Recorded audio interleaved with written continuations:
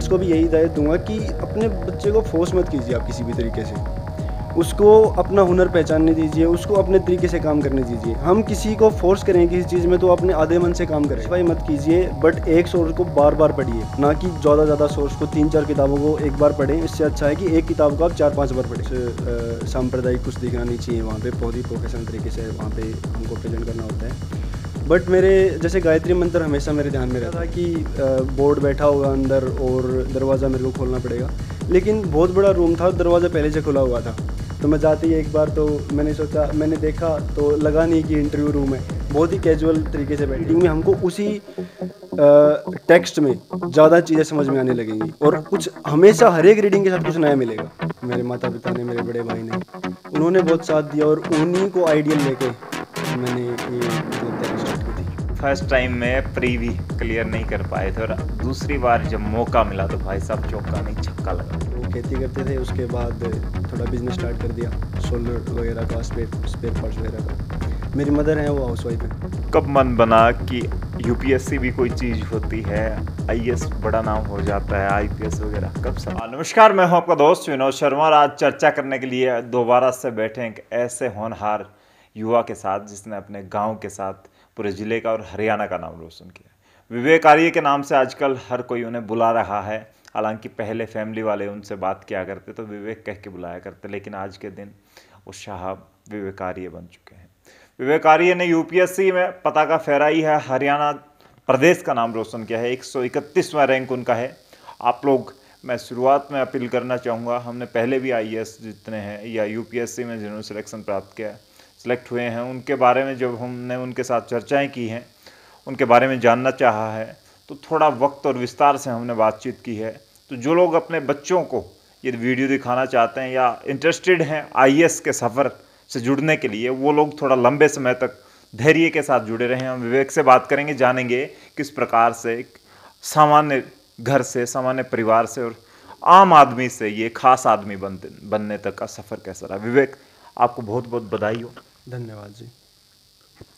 पहले बात करेंगे, फील कैसा कर रहे हैं? रोजाना मान सम्मान, पगड़ियाँ पहना रहे हैं, लोग फूल दे रहे हैं, गुलदस्ते दे रहे हैं, हार पहना रहे हैं आपको। अच्छा फील हो रहा है सर। सोचा नहीं था कि इतना सम्मान मिलेगा, बाकी अभी सिलेक्शन हो गया तो अच्छा फील हो रहा है।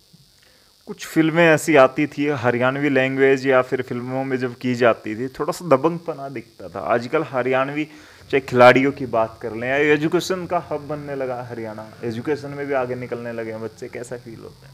हाँ, पहले जैसे हमारा कल्चर थोड़ा स्पोर्ट्स की तरफ, थोड़ा अखाड़ा टाइप कल्चर था, लेकिन अब जैसे अवेयरनेस आ रही है तो एजुकेशन की तरफ भी लोग जा रहे हैं। और अवेयरनेस के साथ मतलब प्रतिभा की तो कमी थी नहीं, बस वो अवेयरनेस आ रही है तो उसका उजागर हो रहा है।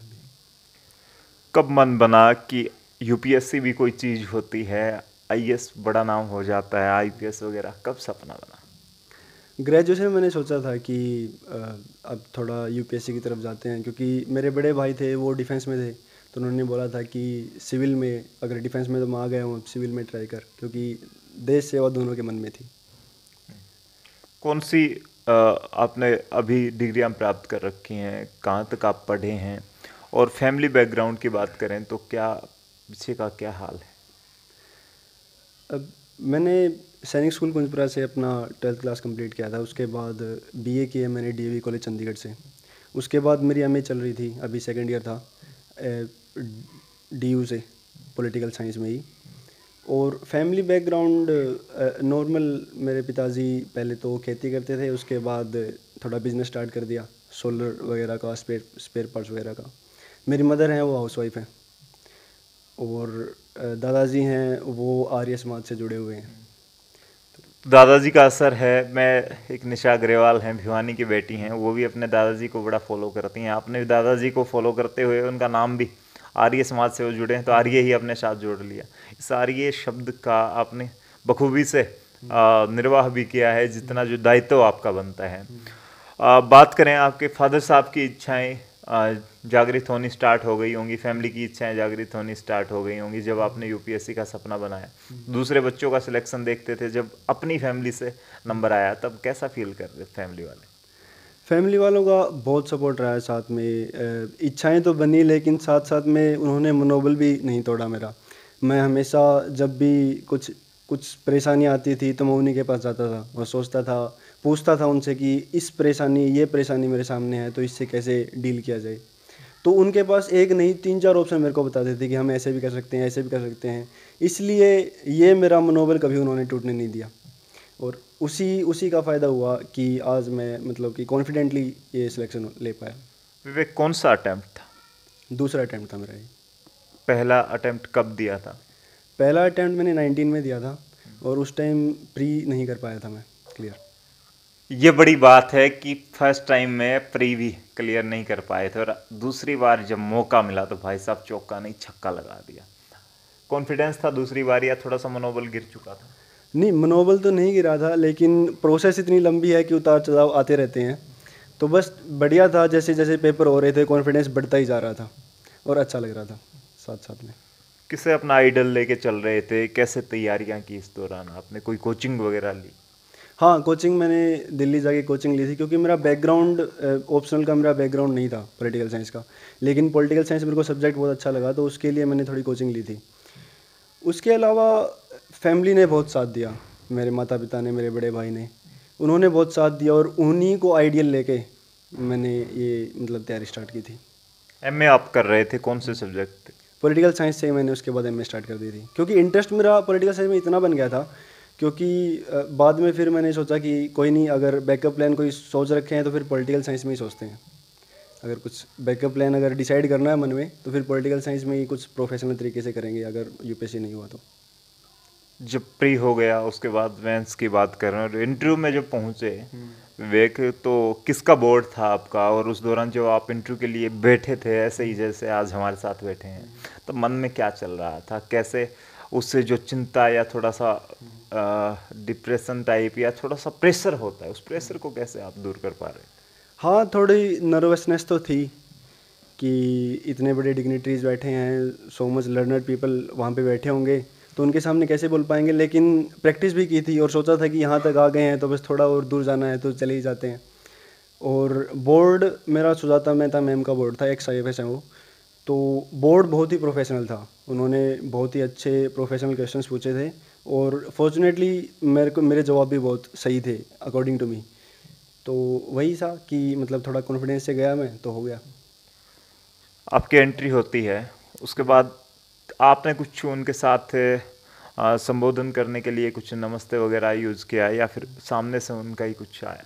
किस प्रकार का रहा आपकी एंट्री से थोड़ा सा बातचीत किस प्रकार? तो एक थोड़ी चीज़ मेरे को स्ट्रेंज लगी वहाँ पे, क्योंकि थोड़ा मैं सोच रहा था कि बोर्ड बैठा होगा अंदर और दरवाज़ा मेरे को खोलना पड़ेगा, लेकिन बहुत बड़ा रूम था, दरवाज़ा पहले से खुला हुआ था। तो मैं जाते ही एक बार तो मैंने देखा तो लगा नहीं कि इंटरव्यू रूम है। बहुत ही कैजुअल तरीके से बैठे हुए थे, लेकिन फिर भी बहुत प्रोफेशनल और फॉर्मल लग रहा था। जाके मैंने विश किया सभी को, गुड मॉर्निंग। तो बहुत ही अच्छी तरीके से उन्होंने मेरे को ट्रीट किया वहाँ पे, बहुत ही कॉर्डियल तरीके से उन्होंने क्वेश्चंस पूछे। किसी क्वेश्चन में अटका तो उन्होंने थोड़ा हिंट दिया और उसके बाद मैंने जवाब दिया।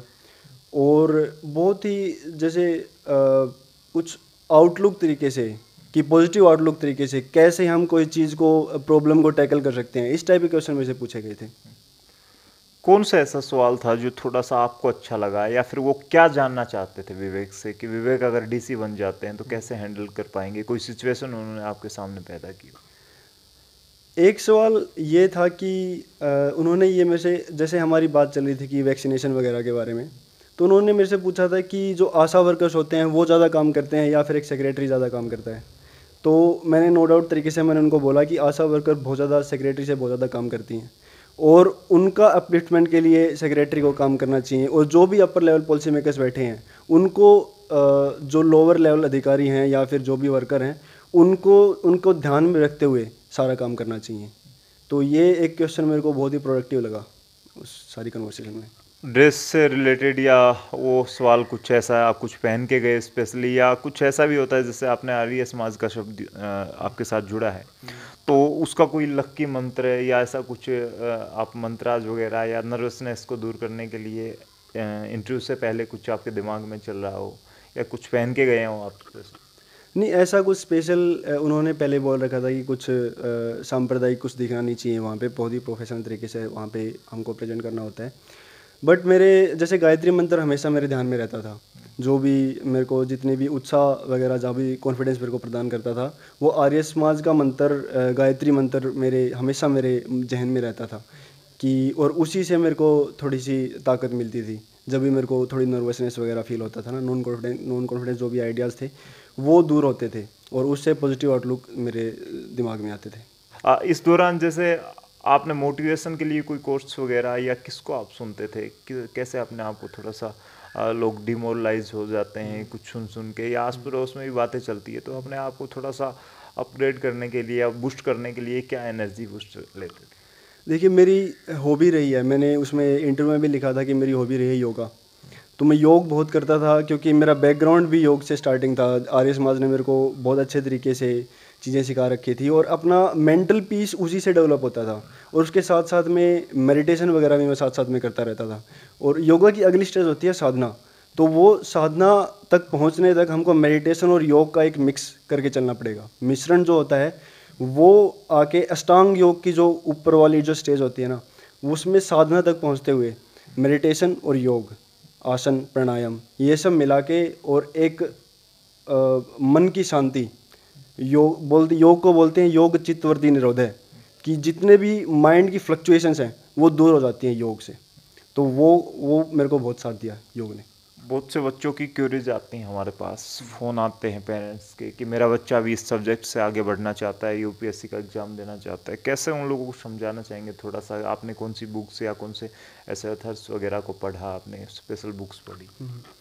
देखिए, मैं ये कहूँगा कि ज़्यादा कंफ्यूज मत होइए। जो भी आपको स्टैंडर्ड बुक्स आपको टॉपर्स बताते रहे हैं, जो भी आपने आर्टिकल्स पढ़े हैं, उन पे फोकस कीजिए। अपने सोर्सेज को डाइवर्सिफाई मत कीजिए, बट एक सोर्स को बार बार पढ़िए, ना कि ज़्यादा सोर्स को 3-4 किताबों को एक बार पढ़ें। इससे अच्छा है कि एक किताब को आप 4-5 बार पढ़ें। उससे ये फ़ायदा हुआ कि चीज़ें समझ में आने लगेंगी। पहली रीडिंग में हमको सारी बातें समझ में नहीं आती हैं, लेकिन दूसरी रीडिंग में हमको उसी टेक्स्ट में ज़्यादा चीज़ें समझ में आने लगेंगी और कुछ हमेशा हर एक रीडिंग के साथ कुछ नया मिलेगा।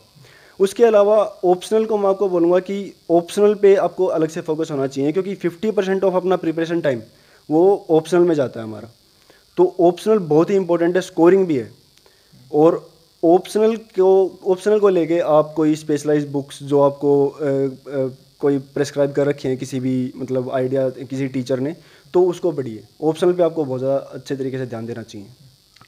कुछ बच्चों को समझ नहीं आता कि कब कहाँ क्या करना है, किस मंजिल तक पहुँचना है, तो उनको कैसे डिसाइड करने के लिए आप कुछ कोई स्पेशल राय देना चाहेंगे या कोई आइडियाज़ देना चाहेंगे, कैसे समझें कि वो क्या कर सकते हैं? देखिए, मैं तो यही बोलूँगा कि अपना हुनर पहचानिए पहले। ये ज़रूरी नहीं है कि आपको यूपीएससी करना है या फिर कोई गवर्नमेंट जॉब करनी है। अपना खुद का हैबिट एक बार आप पहचानिए कि किस में आपकी रुचि है। उस रुचि को आप एक बार निखारेंगे, उस पर काम करेंगे, तो आपको इवन प्राइवेट सेक्टर में भी बहुत अच्छे लोग हैं जो बहुत अच्छे तरीके से काम कर रहे हैं। और देश को डेवलपमेंट प्राइवेट सेक्टर ही मेन काम कर रहा है। गवर्नमेंट का तो बहुत छोटा सा रोल होता है। गवर्नमेंट तो बस रेगुलेटर और फैसिलिटेटर होती है, लेकिन मेन काम तो प्राइवेट सेक्टर ही करते हैं। तो उसी तरीके से अपनी रुचि पहचानने में और प्राइवेट सेक्टर में अच्छे तरीके से काम करने में हमें कोई कौतूहल नहीं रखना चाहिए मन में। गवर्नमेंट जो भी नहीं है, अपना हम बाहर भी बहुत ज़्यादा अपॉर्चुनिटीज़ हैं, उनको हम एक्सप्लोर कर सकते हैं। जैसे आपने बताया, और बहुत से बच्चों के हरियाणा की, राजस्थान की, इन इलाकों की बात करें तो गवर्नमेंट जॉब का प्रेशर बच्चे के दिमाग पर, फैमिली या आसपास का ऐसा एरा बन जाता है कि उस हिसाब से बच्चा थोड़ा सा प्रेशर में आ जाता है। चाहे बेशक वो क्लरिकल की तैयारी कर रहा है, लेकिन प्रेशर में इतना होता है, बर्डन उसके ऊपर इतना होता है, जिम्मेवारियाँ लाद दी जाती हैं। तो कैसे पेरेंट्स भी समझें और बच्चे भी प्राइवेट सेक्टर या दूसरे एरिया में जाके अपना भविष्य बना सकते हैं, फ्यूचर बना सकते हैं? देखिए, मैं तो यही हिदायत दूंगा कि पेरेंट्स को भी यही हिदायत दूंगा कि अपने बच्चे को फोर्स मत कीजिए आप किसी भी तरीके से। उसको अपना हुनर पहचानने दीजिए, उसको अपने तरीके से काम करने दीजिए। हम किसी को फोर्स करें किसी चीज़ में तो अपने आधे मन से काम करेगा और वो कभी मेरे ख्याल से तो उस चीज़ में सक्सेसफुल नहीं हो पाएगा। जब तक हमारी किसी चीज़ में रुचि नहीं होगी ना, उस तरीके में हम कमेंडेबल काम कर ही नहीं सकते। अपने बच्चे को आप खुला छोड़ दीजिए, उसको हेल्प कीजिए, उसको फैसिलिटेट कीजिए कि अपना जिस चीज़ में रुचि है उसमें वो काम करे और उसमें वो वंडर्स करके दिखा सकता है या दिखा सकती है। आपका सपना बना यूपीएससी एग्ज़ाम दूंगा और उसके बाद मैं आईएएस तक पहुंचूंगा, तो फैमिली का प्रेशर बनना स्टार्ट हो गया था या आपके मन में क्या चल रहा था, बाय द वे मैं ये 4-5 अटैम्प्ट अगर नहीं कर पाया तो मैं क्या करूंगा, कैसे अपने फ्यूचर को सेट कर पाऊंगा, क्या मैं अपना जो टाइम दे पा रहा हूँ, ये कहीं मैं जुआ तो नहीं खेल रहा अपने समय के साथ, अपने भविष्य के साथ। देखिए ये क्वेश्चन मेरे दिमाग में बहुत बार आ चुका था और मैं सोच भी रहा था इसके बारे में, इसलिए मैंने साथ साथ में कुछ बैकअप तैयार कर लिया था। मैंने एमए स्टार्ट कर दी थी साथ साथ में, पॉलिटिकल साइंस में मेरी एमए अभी कंप्लीट होने वाली थी और उसके अलावा मैं दूसरे एग्ज़ाम्स भी दे रहा था, जैसे कि असिस्टेंट कमांडेंट का एग्ज़ाम भी मेरा क्लियर हो चुका था, उसका इंटरव्यू पेंडिंग अभी, और ओटीए के लिए भी मेरा क्लियर हो गया था, अभी मेरिट लिस्ट आई है जस्ट नाउ। तो मैं अपना ये मत सोचिए कि आपने इस चीज़ की तैयारी स्टार्ट कर दी तो यही एक एंड है। अपने आप को डाइवर्सिफाई कीजिए, अपने आप को एक्सप्लोर करते रहिए, अपने आइडियाज़ को एक्सप्लोर करते रहिए। वो काम मैंने किया अपने साथ। जैसे ज़रूरी नहीं था कि मैंने जो एग्ज़ाम्स दिए थे उनको मैं ज्वाइन करता, लेकिन मैं 1-2 अटैम्प्ट और देता इसके, अगर इस बार मेरा सिलेक्शन नहीं होता तो 1-2 अटैम्प्ट और देता, लेकिन ये नहीं था कि मैं इस पर लगा रहता। मैंने पॉलिटिकल साइंस में अपना एमए कर लिया था, कुछ टीचिंग वगैरह जॉब में भी मैं कुछ सोच रहा था, या फिर इंटरनेशनल रिलेशंस में भी अपना कुछ करियर एक्सप्लोर करने का मैं सोच रहा था, लेकिन बैकअप प्लान मेरे माइंड में था पहले। लोग एक्सक्यूज़ देते हैं, बच्चे या फिर फैमिली ऐसी, कि हमारे घर का बैकग्राउंड ऐसा नहीं है, हम इतने पैसे वाले नहीं हैं, तो कैसे लोग गरीब या थोड़े से असहाय हों वो भी इस अटेम्प्ट या फिर एग्ज़ाम दे करके यूपीएससी वगैरह क्लियर कर सकते हैं? किस प्रकार से पढ़ना चाहिए या फिर तैयारियों के लिए कितना पैसा चाहिए होता है? देखिए, मैं नहीं बोलूँगा कि तैयारी के लिए हमें कोचिंग वगैरह की बिल्कुल भी ज़रूरत है। कोचिंग का रोल बस 2-3% होता है, क्योंकि वो मैक्सिमम हमारे थोड़े नोट्स बता देते हैं या फिर हमें कुछ बुक्स बता देते हैं। उससे अलावा सेल्फ स्टडी होता है, 97-98% सेल्फ स्टडी का काम होता है। और कोचिंग का काम, आजकल डिजिटलाइजेशन इतना हो गया है कि मोबाइल पे सब कुछ आ जाता है। हमें मोबाइल पे यूट्यूब पे इतनी वीडियोज़ आती हैं, जैसे आपका चैनल यूट्यूब पे ही है, तो इतनी वीडियोज़ आती हैं, हर टाइप की डाइवर्सिफाइड वीडियोज़ हम यूट्यूब पे देख सकते हैं। तो कोचिंग का काम हम अपने मोबाइल से या फिर लैपटॉप से पूरा कर सकते हैं। जो भी गाइडेंस का काम है वो मोबाइल से, या डिजिटलाइजेशन जो इतना हो रहा है उसका हमें फ़ायदा उठाना चाहिए। इंटरनेट 4.0 का जो आइडिया है उसका हमें फ़ायदा उठाएंगे तभी, मतलब कि जो लोग लोअर बैकग्राउंड से है वो भी आगे आ पाएंगे। तो ऐसा बिल्कुल भी नहीं है कि हमें कुछ इस चीज़ की तैयारी के लिए पैसा बिल्कुल भी चाहिए, पैसा नहीं चाहिए। हम अपने बस सेल्फ कॉन्फिडेंस होना चाहिए, और ये आइडिया मन में नहीं होना चाहिए कि कोचिंग ही होगी तो ही हमारा क्लियर होगा। मेरे साथ में भी बहुत ज़्यादा दोस्त हैं मेरे जिन्होंने ये विदाउट कोचिंग क्लियर किया है, मेरे से पहले भी थे और आगे भी आते रहेंगे। तो कोचिंग बिल्कुल भी ज़रूरी नहीं है, सेल्फ स्टडी और मन में एक सेल्फ कॉन्फिडेंस होना चाहिए कि मैं क्लियर कर सकता हूँ। बस अपना आत्मविश्वास साथ में लेके चलेंगे तो क्लियर हो जाएगा। टाइम मैनेजमेंट की बड़ी बात आ जाती है, किस प्रकार से मैनेज करें अपने टाइम को, क्योंकि 24 घंटे हर किसी के पास होते हैं। आप कितने घंटे पढ़ा करते हैं और कैसे मैनेज किया आपने? देखिए, इसमें एक मेरे ख्याल से एक भ्रांति बनी हुई है कि हमको 14-15 घंटे इसमें पढ़ना पड़ता है। ऐसा मैं नहीं बोलूँगा कि 14-15 घंटे हमको पढ़ना पड़ेगा, बट मैं हमेशा यही सोचता था कि आज मैंने जो सोचा है अपने लिए, जो एक टारगेट सेट किया है एक दिन के लिए, वो मेरे को कंप्लीट करना है। चाहे वो 14 घंटे में कंप्लीट हो, चाहे वो 10 घंटे में कंप्लीट हो, या फिर वो 4 घंटे 5 घंटे में कंप्लीट हो जाए। जब मेरा वो टारगेट कंप्लीट हो जाएगा उसके बाद मैं सोचूंगा कि मेरे को और पढ़ना चाहिए, या फिर मेरे पास कुछ टाइम रिमेनिंग है कुछ और एक्टिविटी करने का।